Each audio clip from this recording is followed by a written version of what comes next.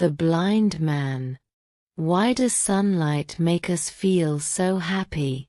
What is it about those warm rays that fill us with joy? The sky is a perfect blue, the fields are lush green, and the houses shine white. Our eyes take in those brilliant colors, and our spirits rise. We feel light, carefree, wanting to dance, run, sing. It's as if the sun itself invites us to embrace it with open arms. But for the blind, sitting quietly in their eternal darkness, all this lively joy means nothing. Unaware of the world around them, they keep their playful dogs from running off, unable to join in the cheerfulness. At the end of the day, when they're led home by a young sibling, the child might say, "It was a beautiful day." The blind man often responds, "I could tell. Lulu kept trying to run around." I once knew a man whose life was filled with suffering almost beyond imagination. He was a peasant, the son of a farmer in Normandy. When his parents were alive, they took care of him, sparing him from the worst of his hardships. But when they passed away, his life turned into a nightmare.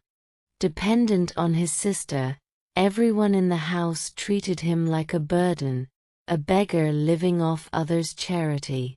Every meal became a chance to remind him he wasn't contributing.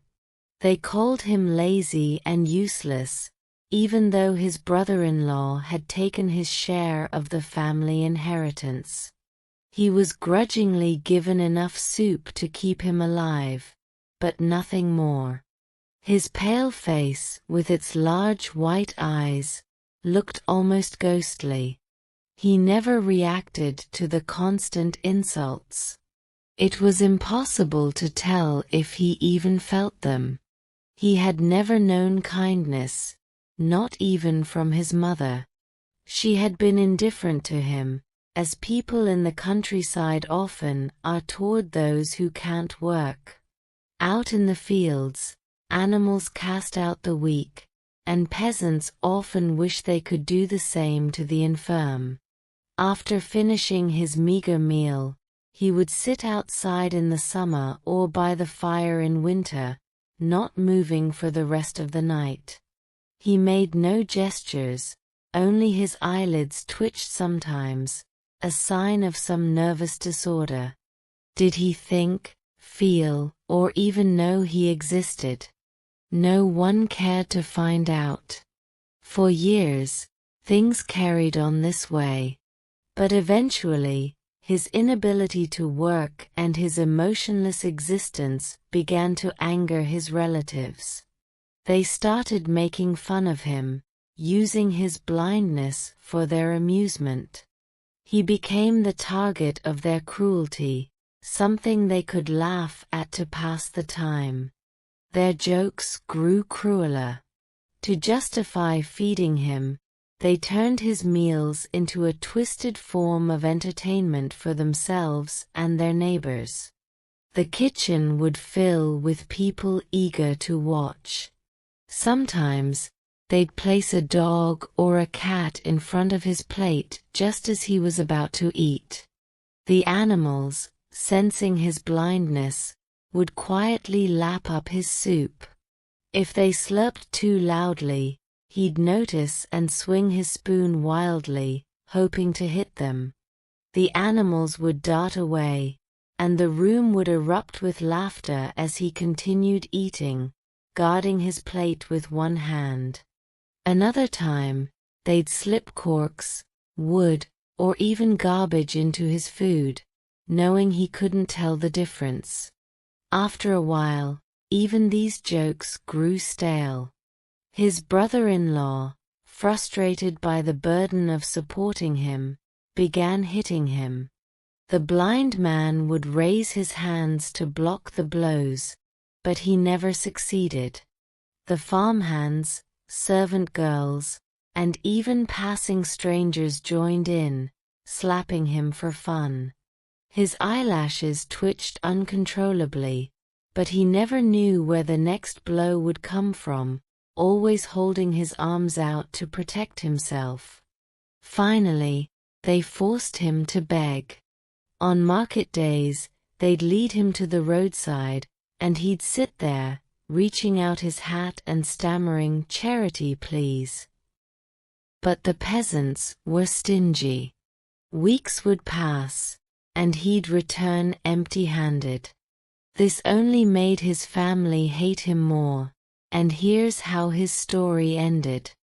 One winter, snow blanketed the ground, and the cold was brutal. His brother-in-law led him far from the house, leaving him by the road to beg. The blind man stayed there all day. When night fell, his brother-in-law came home and casually mentioned that the blind man was missing. "Oh well," he said, "he probably found someone to take him in for the night. He'll be back tomorrow for soup." But the blind man didn't return. After waiting for hours in the freezing cold, feeling himself near death, the blind man began to walk.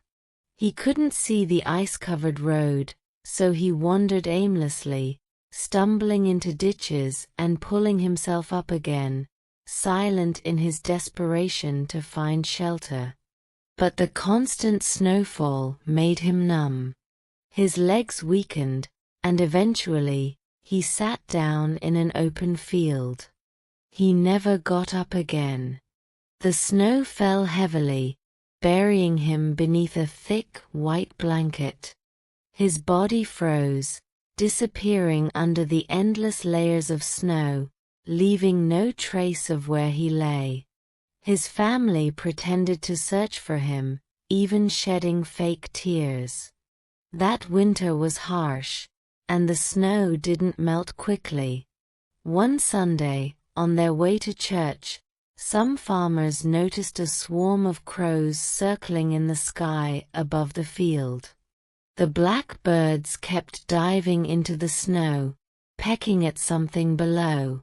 The following week, the crows were still there, more of them now, cawing loudly as they descended into the snow, covering it like patches of darkness. A curious young man went to see what they were after and found the blind man's body half devoured. His pale eyes were gone, plucked out by the crows' sharp beaks. And now, I can never feel the warmth of a sunny day without thinking of that poor blind man, whose death was seen as a relief by those who had known him. Thank you for listening. Like, subscribe and share our channel Magic Mingle with your friends to enjoy more magical stories.